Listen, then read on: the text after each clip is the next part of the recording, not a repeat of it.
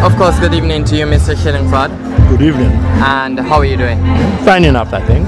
Alright, I must say tonight we had the 4th annual Sports Awards ceremony, and it was a ceremony of a high standard. What are your general views, your overviews as someone who has been involved in sports for a very long time? Do you think that the ceremony really met up to standard this year? Well, I hate to look at it that way. What I'm saying is that it was wonderful to have had a ceremony like this to recognize performers and performances during the year. It is unfortunate that many years ago there was no such ceremony. So a ceremony of that sort was just unknown. But it's good to see that that sort of ceremony takes place, and that a lot of the people who have performed admirably can have the benefit or the satisfaction of knowing that they're being recognized. Now, what we'd like to see is that this kind of recognition will serve as an incentive or encouragement to other young persons to take part in sports and to work hard at it and to excel. Of course, we saw one individual cupping 3 awards here tonight. That's a young woman from the northeastern area, Chelsea Linton. What are your views on Chelsea, basically, having learned of her achievements and what she has been doing? All right, I just interviewed her myself, and she was involved or took part in the heptathlon, which is, I think, 7 different events which you've got to perform in over a 2-day period. So that in itself is highly challenging. And I don't think she won any of those events, even though she got the overall 1st place.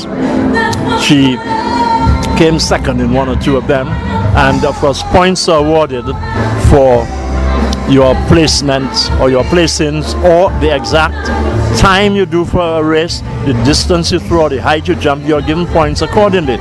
And she did very well indeed, and was able to beat athletes from the so-called bigger territories like Jamaica, Trinidad, Barbados, and so on. So she did very well, and she seems to be very committed. Now she has a fracture on her right arm. She's a right-hander, and she hurt that, so she'll be out of commission for a little while. I asked her about her training. How long is she going to be out of training? She says she may not be able to do her full training, but she will still do some training like running and using her left arm and that sort of thing. So she shows that she's very dedicated, and I'm hoping, of course, that she can continue to escalate her performances. And I was talking with her coach, Godwin Dorset, and he tells me that he has been able to rely on other youngsters in her same age category to assist her in training. So they will run with her or against her to encourage her, provide her with the incentive to know that she's got to be more competitive and so on. But I think it was good that a youngster like that is in fact that committed and motivated. What sort of message would you want to send out there to persons who would see sport as not so much of something that they should be so enthusiastic about? What sort of message would you want to send to them tonight? Well, my message is that there's a lot to be derived, a lot of benefit to be derived in sports.